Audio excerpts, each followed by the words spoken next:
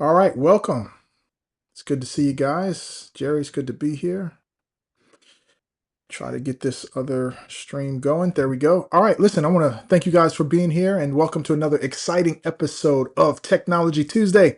I'm Greg Russell here with my good friend, Mr. Jerry Franklin Poe, and we are excited to talk to you guys today about some revelation things that are happening in the AI world, in the AI space. And you need to be aware of what's going on because this thing is changing every single day at the speed of light, and we're going to try our best to keep you up to speed on what you need to be paying attention to so that you can use AI for your business. With that, Jerry, we are going to thank everyone for being here. If you are watching us live, hit us up on the comments with hashtag live and the city that you are tuning in from.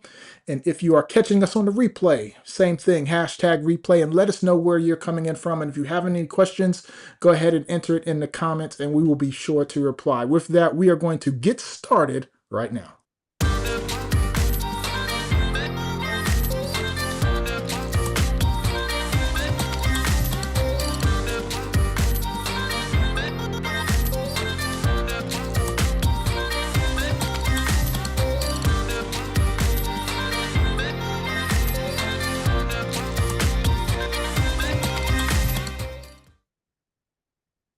All right. That's right, folks. Technology Tuesday. We are here again, back in the building. Jerry Franklin Poe, Greg Russell. We bring you this information every Tuesday at 2 p.m. Eastern Standard Time. Practical knowledge, practical applications, so you can have practical solutions for your business.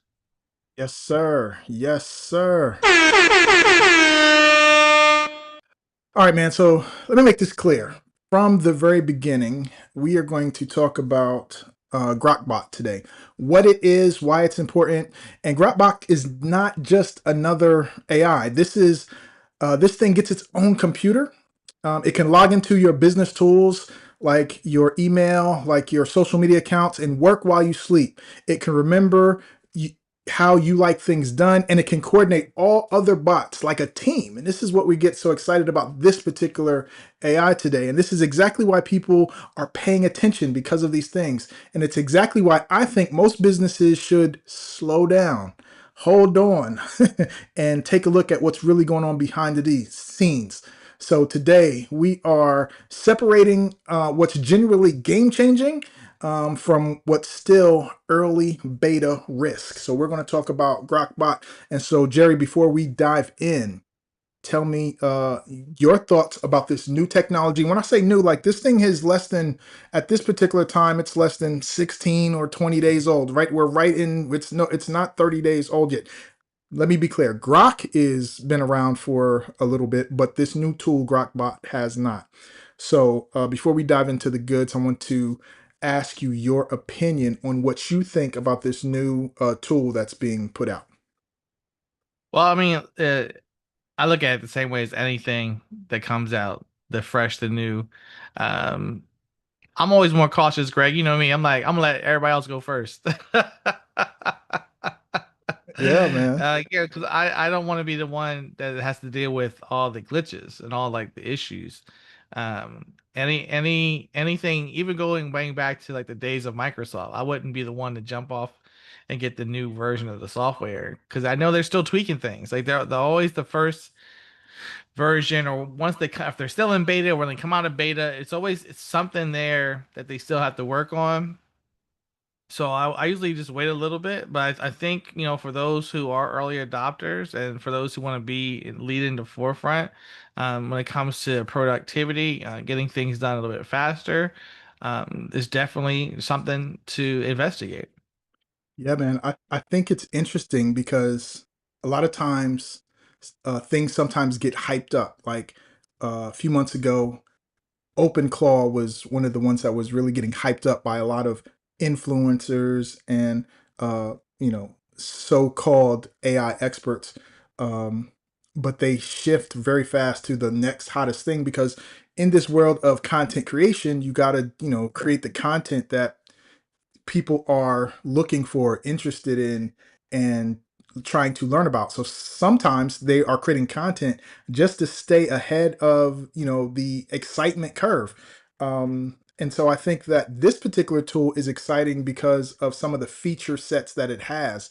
But I think I've seen this play before, and you may want to just wait. But let's talk about some of these features. So, Jerry, unlike the AI agents that are out now, the AI systems like Claude and ChatGPT, both of them now have desktop agents that can run on your computer and can see the files and control your computer like it's actually you sitting at the computer. So we can do some pretty amazing things with that, and you can create agents.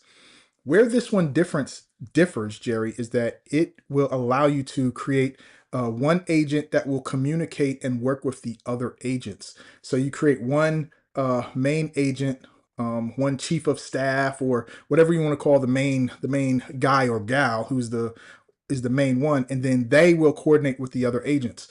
Now, you still have to create the other agents and give those agents a specific role. But once you do that, the main agent can coordinate with it when you need the task done that that agent is responsible for.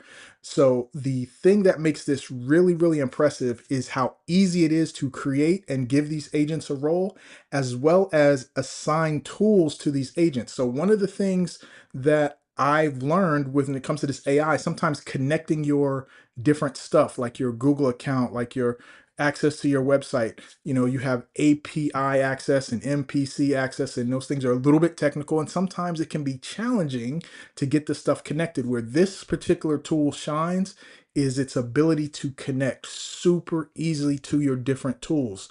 And part of that is because they get their own computer. So unlike your computer, if you have a browser, it has its own computer. And so basically it just opens up and says, hey, you want to log into this? And then you just authorize it as you would if you were authorizing it from another computer. So that makes it really, really easy to give access to these tools. So those are the things that people are getting really, really excited about when it comes to this particular tool, Grokbot, and be able to create these team of agents that work together. So that's how it differs from the others, and some of its things that are really, really exciting for those of us who've been playing and messing with and using this AI technology for our business. And so, what are your thoughts? And let me be clear.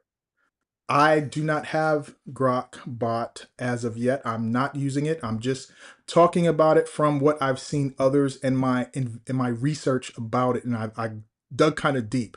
So those are the things that make it different, Jerry. What are your opinions of what you heard about this particular AI system?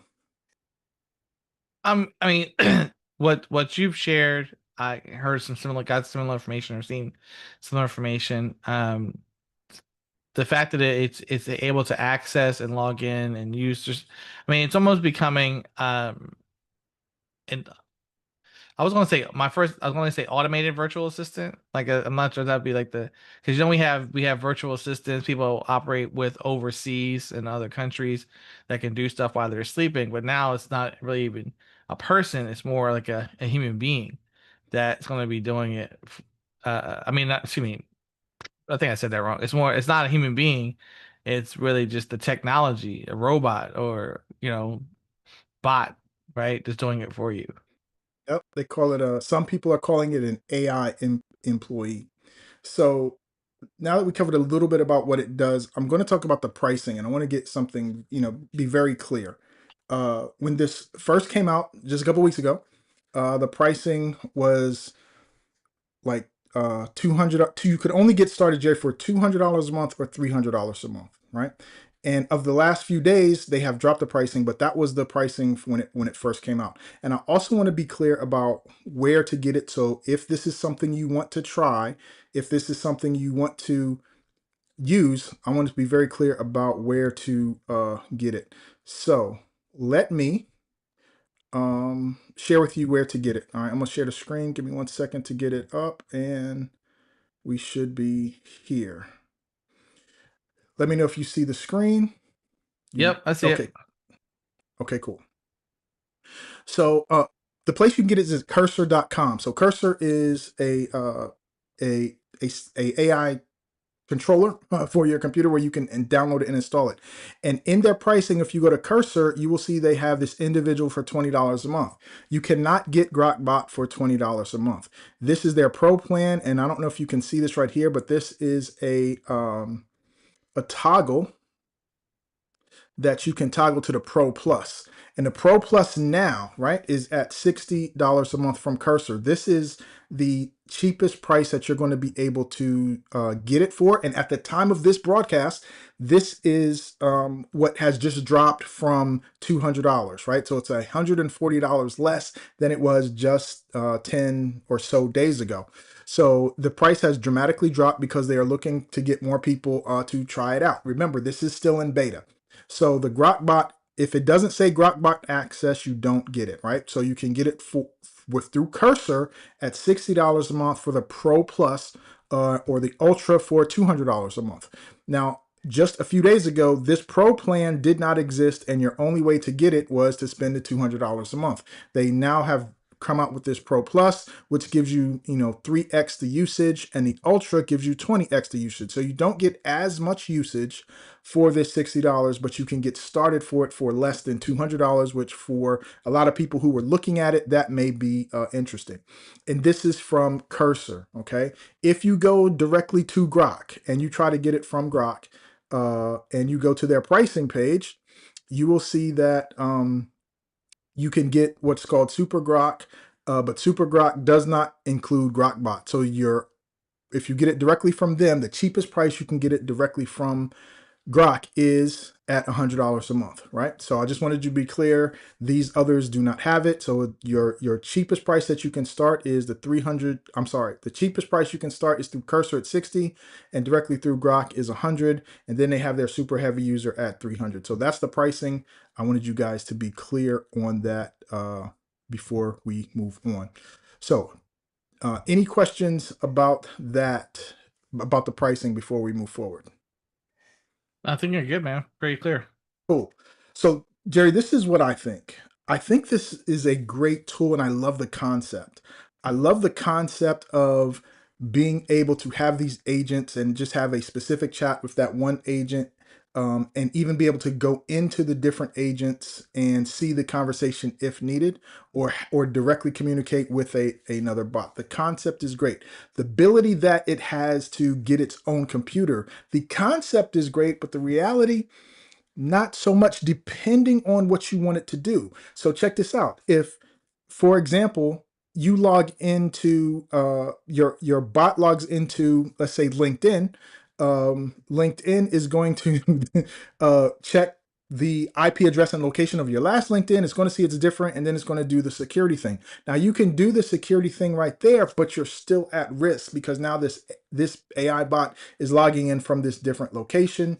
And how quickly or soon will LinkedIn and other social media platforms be able to determine that, okay, this place and this location and these IPs belong to, Grok, and it's not the actual person. So remember, AI is smart, but AI is smart both ways. If they can use it to determine and figure out some of these things faster than most of us would like. So the idea is good. The reality is not as exciting because now you have more risk.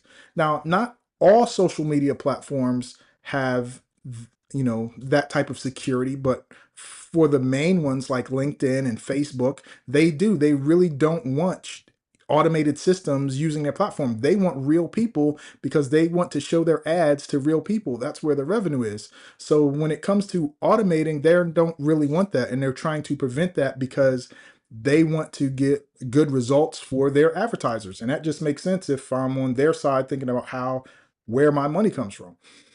So the actuality of it is a great concept, but I don't think it's actually well executed in reality for some of those platforms. For some of the others, I think it's great, right? For some things that it can just log into and use, so it's good.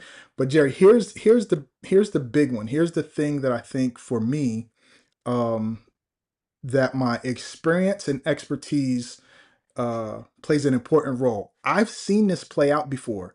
And I'm going to use an example from years ago, and I'm going to use an example from recently. So years ago, I was interested in recording desktop recording software. And I had Camtasia, and Camtasia is still around today, and has recording desktop recording for Mac and PC. And so I had Camtasia, and then this other smaller company came out with this feature. I don't remember what the feature was, but I really wanted to have this feature, and I thought it would make things so much easier. And so I invested in this other one, even though Camtasia was kind of already established in the market as one of the premier desktop recording platforms. And this was, 15 plus years ago. So I got this other one, and I had this learning curve, and I had to learn the new one because it was different and they had this feature and I liked it. But in less than 1 year, Jerry, Camtasia came out with the same feature. It just added it on there. And if I would have just been patient, I would have not had to waste the money and the time trying to learn a new platform and had the feature that I really want because it came out later. And so I think that the features that we like that are shown in Grokbot will be available for some of the other platforms like Anthropic's Claude and OpenAI's ChatGPT, the ones most of us have already used and learned already. And I will give you an example from those. Like earlier this year, Claude came out with the desktop app, and they were the first ones. Not the first ones. They were one of the first ones to have the desktop app. At the time, OpenAI ChatGPT didn't have a desktop app, and they didn't come out with theirs until later. However, when they came out with theirs, there were some features that were better than the Claude desktop. And my point is this: I think if you're patient, if you like those features, does it make sense to go and learn something new right now? Maybe it depends on the type of business you have and the results you want. And are you a power, would you consider yourself a power user? If not, then right now I would probably say, oh, those features are really good. And maybe we'll just wait until OpenAI and Anthropic see the competition and build it into their own. And with at the speed and rate in which these updates are coming, it's probably definitely not going to be a year before those same type of features come out and they can see the limitations or flaws that the Grokbot may have and improve on those when they come out with theirs. So my opinion, Jerry, is that even though it's great, it may be better for some of us to just wait for the other systems to come out with similar features. Now, I'm not saying that's you have to do that, but I'm thinking for some of us, that may be the best play because there are certain features and things that you would have to learn and figure out, which would use your time and your resources. And at the moment, if you're paying, $20 for Claude or you're paying $20 a month for uh, OpenAI, ChatGPT, then this one to even test and play with is 3 times the amount. The other thing that we are unsure of, a regular AI system like GPT, and Claude, when you have a conversation, right, every time you send a message or ask a question, if you're on the desktop, it has to read that from the beginning every single time. And for most of us, at some point, we start new conversations because one, some of us who are power users, we're looking at that context window, and we know every time we hit the button, it sends the whole conversation back to for it to give us a response. And so we manage that. But with this Grokbot, we don't know how it manages that conversation because you can't start another one. Once you have a bot, it's a single chat thread with that bot ongoing. And your only way to delete that is to delete the bot and create another one. And so it's not determined how it handles a long thread. And if you're having your main bot work with all these other bots, those conversations just get longer and longer and longer. And so over time, it could cost you more and more tokens just to run it. But the thing that I'm cautious about, Jerry, is we don't know. Right now, there's no way to tell or determine how Grok is handling those long conversations, although all the conversations are just going to get longer because it's a single chat thread. It's not like it's uh, a chat message where you start a new one like some of the others. So my opinion, I think it may be best to hold off and wait to see what else is going to come. Yeah, I hear you. It sounds like Greg is waving the caution flag. Like this is a Daytona check, like slow down, driver, slow down. Yeah, I was listening to you, and it reminded me of Shark Tank. And Kevin O'Leary would have somebody come on there, and he would tell them, in a not so subtle way, that they were a cockroach, that they were going to get squashed by the competition. Because quite often, what you're saying is true. That I can think of a list of companies that came up with something, and then the major players like, oh, we could do that too, and they just basically snatched what they were doing and plugged it in. Now, yeah, there's always the exception to the rule, like that, some people make it through, but a lot of times the major player just adopts with that other, they find their own version. They like, oh, okay, that's interesting. We'll add that to our menu as well. Like, it's like, so yeah, it's like you jump on this new feature, the next thing you know, it's like, um your system has that feature as well. Yep. Yep. The I really the like. part that go ahead. I no, I really like the concept. And I'm not saying that. I mean, the reality is we don't know. Grok could be the one that, Grok could be the 800-pound gorilla in a few years. We don't know, right? If we look back at history, and before Google, there were search engines, right? There was Lycos, InfoSeek, Ask Jeeves. There was a whole bunch of them, right? And Google came along, and now unless someone has been around, like me, you may not even heard of those. And so right now, Anthropic and Open AI could be like those others and be irrelevant in a few years. We don't know. And Grok could be, right? But when it comes to looking at, the feature set of what's really, really popular in those, I think right now, for me, right?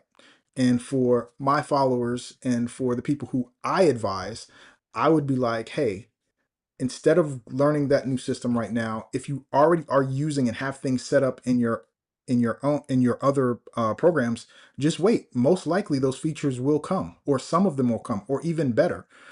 But if you need that right now, if you have major challenges because you can't do things that you need to do, then by all means go for it. And let me give you one more feature that they have right now that the others don't.